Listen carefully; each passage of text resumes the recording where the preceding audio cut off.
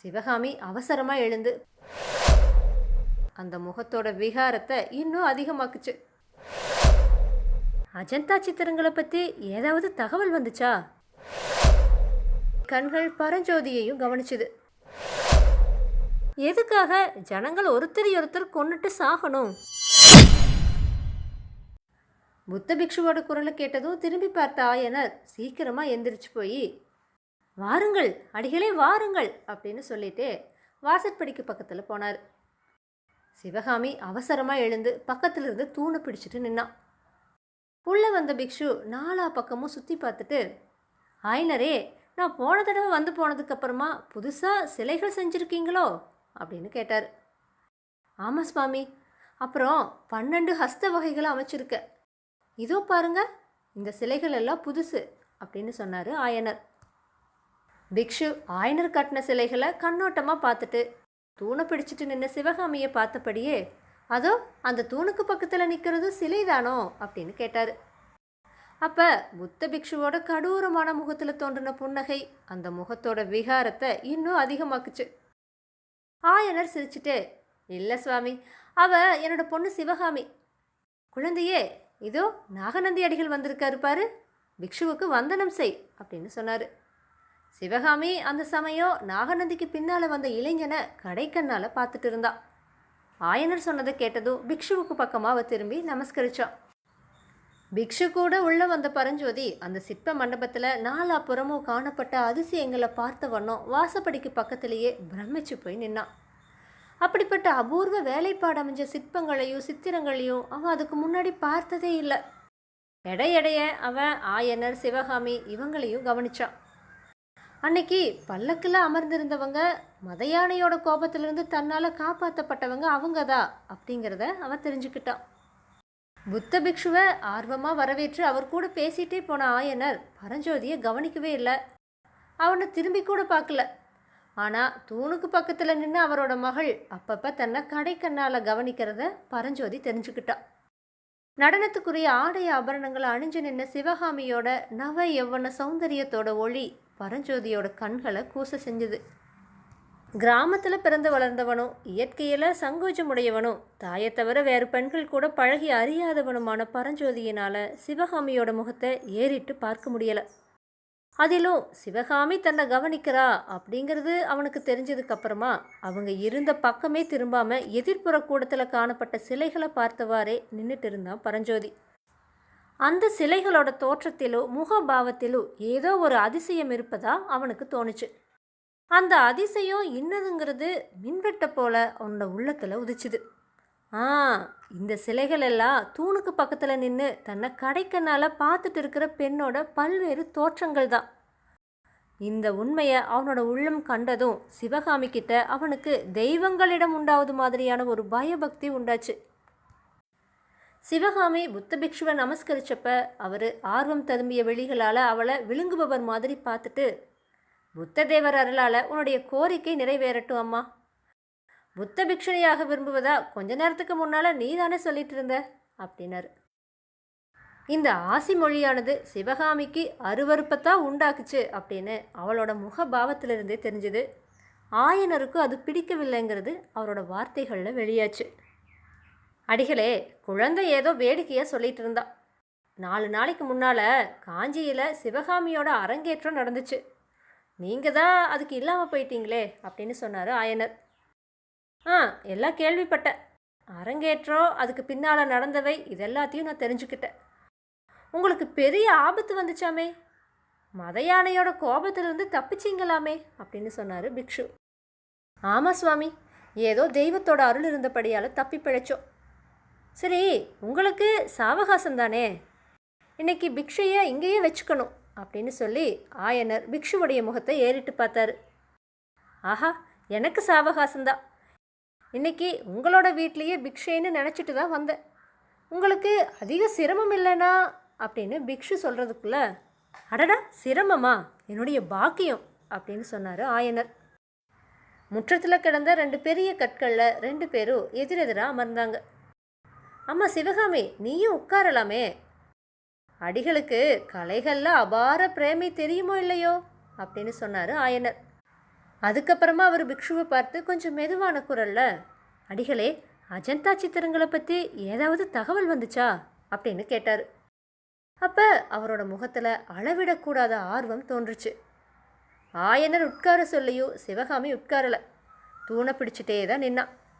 அவளோட கவனம் இவங்களுடைய பேச்சில் இருந்த போதிலும் இடையிடையே கண்கள் பரஞ்சோதியையும் கவனிச்சுது.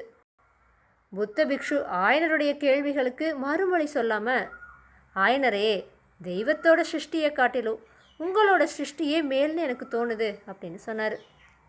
சுவாமி அப்படின்னு ஆயனர் மறுமொழி சொல்ல ஆரம்பித்தப்ப பிக்ஷு அதுக்கு இடம் கொடுக்காம தொடர்ந்து சொன்னார். நான் முகஸ்துதி செய்யலை ஆயனரே, உண்மையத்தான் சொல்லுறேன். தெய்வத்தோட சிருஷ்டி அழிஞ்சு போகக்கூடியது.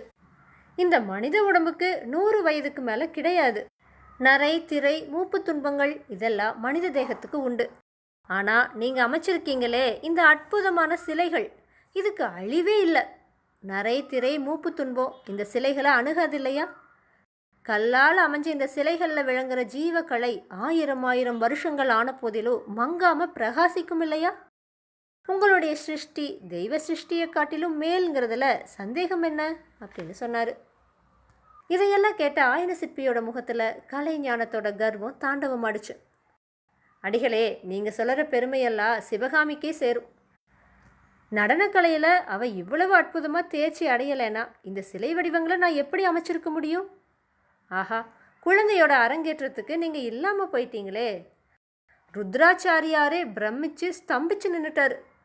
அன்னைக்கு 2 பேர் இல்லாததால் எனக்கு வருத்தம். நீங்களும் இல்லை, நாவுக்கரசர் பெருமானும் இல்லை அப்படின்னு சொன்னார் ஆயனர். ஆமாம் ஆமாம் ஆயனரே, நாவுக்கரசர் சிவகாமியோட அரங்கேற்றத்தப்ப இருந்திருந்தா ரொம்பவும் குதூகலம் அடைஞ்சிருப்பார். முக்கியமாக சக்கரவர்த்தியோட மத்த விலாசத்திலிருந்து எடுத்து அபிநயம் செஞ்ச கட்டத்தையும் ரொம்பவும் ரசிச்சிருப்பார் நாவுக்கரசர். மதுபானம் செஞ்ச புத்த பிக்ஷுவும் காபாலிகனும் சண்டையிட்ட இடம் ரொம்ப நல்லா இருந்திருக்குமே அப்படின்னு பிக்ஷு சொன்னார். ஆயனரோட முகம் கொஞ்சம் சுருங்குச்சு. சுவாமி, ஹாஸ்ய ரசத்தை காட்டுறதுக்காக அந்த விஷயத்தை சிவகாமி எடுத்துட்டா. மற்றபடி அவளுக்கு மகான்களான புத்த பிக்ஷுக்களை பரிகாசிக்கிற எண்ணம் கொஞ்சமும் இல்லைன்னு சொன்னார். மகா ரசிகரும் சகல கலைகளிலும் வல்லவருமான மகேந்திரவர்ம சக்கரவர்த்தி ஜைனராக இருந்தப்ப மத்த விலாசம்ங்கிற ஹாஸ்ய நாடகத்தை இயற்றியிருந்தார். அதில் காபாலிகர்களும் புத்த பிக்ஷுகளும் பெரும் கேலிக்கு உள்ளாக்கப்பட்டிருந்தாங்க. அந்த நாடகத்தில் ஒரு பகுதியை சிவகாமி அபிநயத்துக்கு விஷயமாக எடுத்துக்கொண்டிருந்தா. அதை குறித்து தான் மேற்கண்ட பேச்சு நடந்துச்சு. அதுக்கப்புறம் பிக்ஷு சொன்னார், வாஸ்தவந்தா, ஹாஸ்ய ரசத்தை அபிநயித்து காட்ட ரொம்பவும் பொருத்தமான சம்பவம். காபாலிகன் புத்த பிக்ஷுவோட தலை குடுமியை பிடிக்கலான்னு நினச்சி மொட்டை தலையை தடவி விட்டு கீழே விழுற கட்டத்தில் ஹாஸ்ய ரசம் ததும்பி இருக்கும். ஆனால் சபையோர் சிரிச்சு முடியறதுக்குள்ள ஏதோ யுத்தத்தை பற்றின செய்தி வந்து சக்கரவர்த்தி எழுந்து போயிட்டாராமே, சபையும் களைஞ்சிருச்சாமே அப்படின்னு சொன்னார். ஆமாம் ஆமாம், அதுதான் கொஞ்சம் மனக்கலக்கத்தை கொடுத்துச்சு. அதனாலேயே சிவகாமி கூட 4 நாளாக உற்சாகம் இல்லாமல் இருந்தா. அரங்கேற்றத்துக்கு அப்புறமா இன்னைக்கு தான் மறுபடியும் காலில் சதங்க கட்டிட்டா. அடிகளே, யுத்தம் எதுக்காக வருது? எதுக்காக ஜனங்கள் ஒருத்தரையொருத்தர் கொன்னுட்டு சாகணும் அப்படின்னு கேட்டார் ஆயனர். ஆயனரே, அந்த கேள்வியை ஏழை பிக்ஷுவான என்கிட்ட கேட்டு என்ன பிரயோஜனம்? உலகத்தில் இருக்கிற திரிபுவன சக்கரவர்த்திகளையும் குமார சக்கரவர்த்திகளையும் மகாராஜாக்களையும் யுவராஜாக்களையும் சிற்றரசர்களையும் படைத்தலைவர்களையும் தான் கேட்கணும். கொலையும் கொடூரமும் நிறைஞ்ச இந்த உலகத்தில் புத்த பகவான் அவதரித்து அன்பு மதத்தை பரப்புனார். அதுக்காக பிக்ஷுக்களோட சங்கத்தையும் ஸ்தாபிச்சார். அந்த புத்த பிக்ஷுக்களை ராஜசபைகளில் பரிகசித்து சிரிக்கிற காலம் இது. யுத்தம் ஏன் வருதுன்னு என்ன கேட்டு என்ன பயன்னு சொன்னார் பிக்ஷு. அந்த பொல்லாத புத்த பிக்ஷு கிட்ட பேச்சு யுத்தத்தில் அகப்பட்டுட்டு தன்னோட தந்தை திணறுவதை சிவகாமி தெரிஞ்சுக்கிட்டா. அவளோட கண்களில் கோபக்கணல் வீசிச்சு. அவ சொன்னா, அப்பா, புத்த பகவான் அன்பு மதத்தையும் அஹிம்சா தர்மத்தையும் உபதேசிச்சதெல்லாம் உண்மைதான். ஆனால் இந்த காலத்தில் அந்த புத்த பகவானோட பேரை சொல்லிட்டு போலி பிக்ஷுக்கள் தோன்றி மக்களை வஞ்சித்து ஏமாற்றி வராங்க.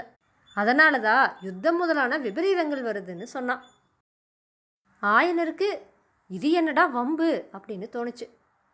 அங்கிருந்து சிவகாமியை எப்படியாச்சும் அனுப்பிடணும் அப்படின்னு நினச்சி அவளை இரக்கமாக பார்த்து, குழந்தையே சிவகாமி, நீ வேணும்னா உள்ள அத்தைக்கிட்ட போய் அப்படின்னு ஏதோ சொல்ல ஆரம்பித்தார். அதுக்குள்ளே நாகநந்தி, ஆயனரே, நான் தோத்து போயிட்டேன். சிவகாமி ரொம்பவும் புத்திசாலி. அவ சொன்னதெல்லாம் உண்மை இருக்குது அப்படின்னு சொன்னார். அவரோட கடூர முகத்தில் மறுபடியும் ஒரு கண நேரம் விசித்திரமான புன்னகை காணப்பட்டுச்சு.